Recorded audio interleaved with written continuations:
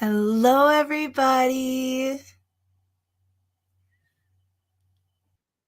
Yeah, All right. that's him.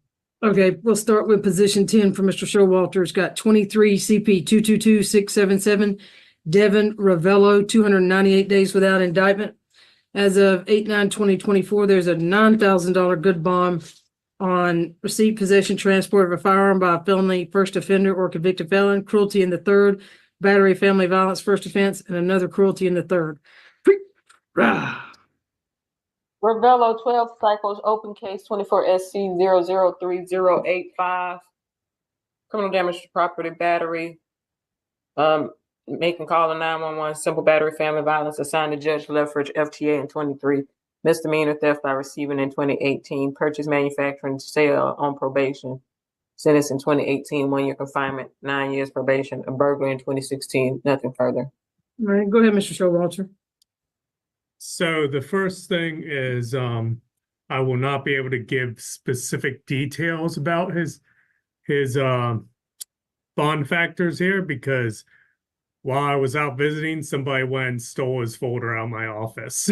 So I'm running without notes here. Which also says, Ravello, you're probably getting an attorney visit real soon if you didn't already. Because he has two open cases. The one is indicted, this one is not. And he was arrested for both relatively close in time. And so again, while we're on these hearings, the state is here, we're asking for an indictment so that he can start fighting this case and let go forward. He does have a good address of record. He does have work that he was doing. He's able to get work. One of the big factors here is that he's almost going on. I mean, he's about 60 days out, 65 days out, almost 6-7 from an entire year of incarceration. And so, when somebody's gone that long, life moves on without them. It's like you're dead. And so we are asking for the court to lower his bond to something, more manageable for him. Now I need to open up the bond order. Normally I have it. So right now it's 5,000, 1,000, 2,000, and 1,000. Yeah. All right. So I got it open from me too. 2,500 on charge 1, 500 on charge 2, 1,000 on 3, and 500 on 4, Your Honor. All right, go ahead, Mr. White. Judge, the last bond order for this defendant was on August the 9th. What's that, 6 weeks? 7 weeks ago? And there's been no indication that anything has changed in the last 7 weeks. He has a $9,000 bond. He was originally granted bond back on June the 5th of 2024. And that bond was, I have it right here, hang on, and that bond was a $15,000 bond. And then after only 2 months, that bond was then reduced from 15,000 to 9,000. And now we're less than 2 months later, they're asking for a reduction from 9,000 to what? 0? Judge has been in less than a quarter of the time. Permissible for the state to indict the case once the defendant has a bond. There's no showing of prejudice. There's no showing of change of circumstance. There's no showing of anything other than, gee, it's apparently somewhat inconvenient for him to be in jail. Well, this is a family violence. Basically, it's a case that sounds in family violence, and he's currently on and it has an indicted case in Judge Lethbridge for another family violence case. And he's on probation until 2028 for yet another case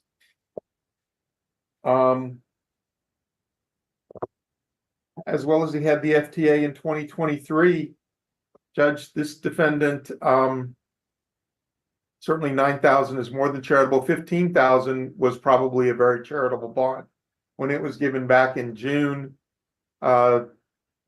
Given his history of family violence, of failures to appear, and the fact that he committed this offense when on probation for one offense and on bond for another offense, the state would think that a bond somewhere closer to 90,000 than 9,000 would certainly be appropriate, given the Ayala factors, given the fact that this defendant is extremely likely to offend again and commit another family violence offense when he is eventually released from confinement. The state is opposed to any reduction in the bond. If the court is inclined to modify the bond, the state would argue that an increase in the bond by approximately tenfold would certainly be the most appropriate action for this court to take today. Nothing further. Ms. Dorsey Jones, has there been any contact with the victims? Your Honor, there were 3 attempts, but they were all failed attempts. Okay. Anything else, Mr. Showalter? Is he going to live in Fulton County? Off my memory, I do believe he lives in Fulton County, but you might want to ask him directly. Thumbs up if you're going to live in Fulton County, sir. No? Okay. Okie dokie. All right. All right. No drugs unless prescribed. No alcohol, no weapons, no replicas of weapons. Stay away from 601 Summit Place in Sandy Springs, Georgia. No further contact with Mia Pitchford, Pitchford. Saiya, last name Wilson, and Alexis Smith. Also, sir, you're going to have a 24-hour curfew. The only reason you leave your house is court, lawyer, and medical only. The only reasons you leave your house, period. Court, lawyer, medical. For anything else, you get somebody to do it for you. And stay out of Fulton County. Don't come back to Fulton County except for court or to see your lawyer. That's the only reason you darken the door to Fulton County is court or to see your lawyer. They'll do 4,500, 750, 1,500, and 750. 4,500, 750, 1,500, and 750. Best of luck to you, sir. You can leave the booth. What about, do we have Charles Cooper? Your Honor, I do have an announcement for position 3. I think when Ms. Strong left our office, I don't believe that case was assigned to an attorney. So we would just ask for a reset. It looks like he may have been picked up on a maybe like a revocation of his bond from Second Chance, but we would just ask for a reset for attorney assignment. Okay. Wait, is this him they're bringing back in here? Is this Mr. Kirksey? Yes. Yes. Okay, yes. All right, so they haven't gotten a lawyer to get assigned to you, sir. It looks like Second Chances came off your bond. So they've got to get another lawyer assigned. So we're going to reset this, Mr. Dukes. When can it be reset to? Judge, I can possibly put them on for the first week in October. All right, so we'll reset it out a couple of weeks, sir. Thank you. Now I just need Charles Cooper when you go out there. All right, Ms. Guest, you ready? Are you Charles Cooper? Nod your head. Are you Charles Cooper? Okay, thank you, sir. All right, position 13, 24 PI 004-467, 93 days without indictment. Right now, there's a $7,500 good bond as of July 16th on theft by conversion. Position 14 is 24 PI 004-468, 93 days without indictment, $7,500 good bond on theft by taking felony. You did all 3 positions? Oh, two. Just two. Florida 24 Cycles, grand theft in 2018, coke in 2018, robbery, armed weapon 06, Georgia 7 cycle, FTA in 24, history, driver on a suspended license, on probation out of Clayton for cocaine, sentence in 2022. Well, it would have probably have ended since he's been in custody because never mind. It is still July of 2022 for 3 years. Last arrest was an FTA out of Riverdale in 24. Nothing further. All right, go ahead, Ms. Guest. Yes, Your Honor, Mr. Cooper is 40 years old and he does have a valid address where he would reside. That is in Riverdale, Georgia. And I believe that would be Clayton County and not Fulton County. So I believe that any issues with him staying out of Fulton County, well, it would not be an issue for him staying out of Fulton County as he will most likely be residing in Clayton County. He's been in the Atlanta area for the last 12 years. He prior to being incarcerated, he did work locally for a nonprofit organization. He's a high school graduate and also completed some college courses. He does have 5 children, 4 girls, 1 boy, ages 10 to 21 years old, and his 4 daughters. They do live in the Atlanta area with Mr. Cooper, which shows great ties to the community. The home that he lives in Riverdale is actually a home where his mother, his father, and his grandmother all reside. All 3 of those individuals are elderly, experiencing a significant amount of health issues, and prior to being incarcerated, Mr. Cooper was in charge and overseeing their care. And since he's been incarcerated, that has been difficult for his family. Before he was also incarcerated, he was in a car accident. He was hit by a vehicle, which caused him a lot of health issues while he's been incarcerated because he was in treatment for those injuries prior to this incident. I would like to bring to the court's attention the case ending in 4467 is a older set of warrants. They were warrants from 2022, and he was picked up on the charges for the more recent case. At this time, Your Honor, Mr. Cooper has not been able to make the 2 bonds as they are. We're just asking that the court considers a reduction in these bonds for the case of theft by receiving, I apologize, theft by conversion. That is something that's not prohibited by from a signature bond. If the court is not inclined to give Mr. Cooper a signature bond on that case, we're asking for a reduction to $1,500 through the sheriff's 10% program, which would still allow the court to supervise Mr. Cooper as necessary. And for the charge of theft by receiving stolen property, Your Honor, we also are asking for a bond not to exceed $1,500, again, through the sheriff's 10% program, which would allow the courts to be able to monitor Mr. Cooper. All right, go ahead, Mr. White. Judge, this defendant committed both of these offenses while on probation for another felony offense, Clayton County. He committed one of these offenses while not only on probation for the offense in Clayton County, but on bond for the earlier 2 of the 2 offenses, which the earlier offense is actually 24 PI 004468. According to the court standing order, there is a strong presumption against a UJR when the defendant commits an offense while on bond for an earlier offense. UJR is certainly inappropriate in this case. And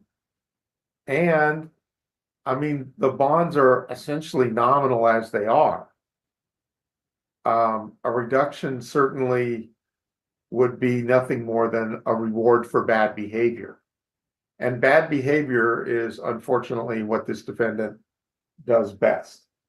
He has 31 cycles in approximately 21 years. So that ends up being, what is that? 1.5 arrests a year, every year since he's reached the age of majority. And now he has these 2 unindicted offenses. Judge, this defendant is a very poor risk for bond under any circumstances. Certainly the bonds that he has are, as I said, they're basically nominal bonds. They're very charitable. In fact, they're dangerous. Dangerous for the community, dangerous for his victims, and do nothing more than encourage him to go out and commit additional felonies. The state is opposed to any bond reduction, would suggest to the court that bond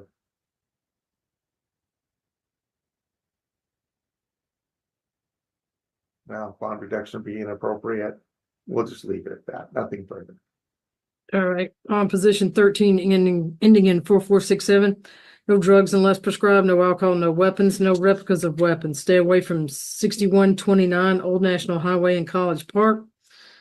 No further contact with Jarvis Shedrick, Shedrick. Also stay out of Fulton County. The only reason you come back to Fulton County Service Court or to see your lawyer. Absolutely no reason to come to Fulton County. Get gas in Clayton County before you come to court. Don't stop and get gas in Fulton County. That's a violation of your bond. Also, you're going to have a 24-hour curfew. Court, lawyer, medical, and employment only. When I say medical, that's medical for your parents or your grandmother too, but that's the only reason you leave your house, sir. I'll do a $6,000 good bond. Position 14 as ending in 4468, no drugs unless prescribed, no alcohol, no weapons, no replicas of weapons. Stay away from 4875 Old National Highway. No further contact with TIA Brown. You have a 24-hour curfew, court, lawyer, medical, and that also includes medical for your parents and your grandmother. And employment. That's the only reason you leave your house. Same thing. Stay out of Fulton County, sir. Don't come back to Fulton County for anything except for court or to see your lawyer. $6,000 good bond. Best of luck to you, sir. Hey, y'all, and I would ask, is that going to be able to go through the sheriff's 10% program? Did he have an FTA, Bostic? This was Mr. Cooper. Yeah, sorry. I can't even read my own handwriting now. Yes, in 24. All right, now I'll leave it at 6,000. Good bond. Thank you, Yana. All right. Best of luck to you, sir. You can leave the booth. Be safe, be well, sleep sweet, and much love.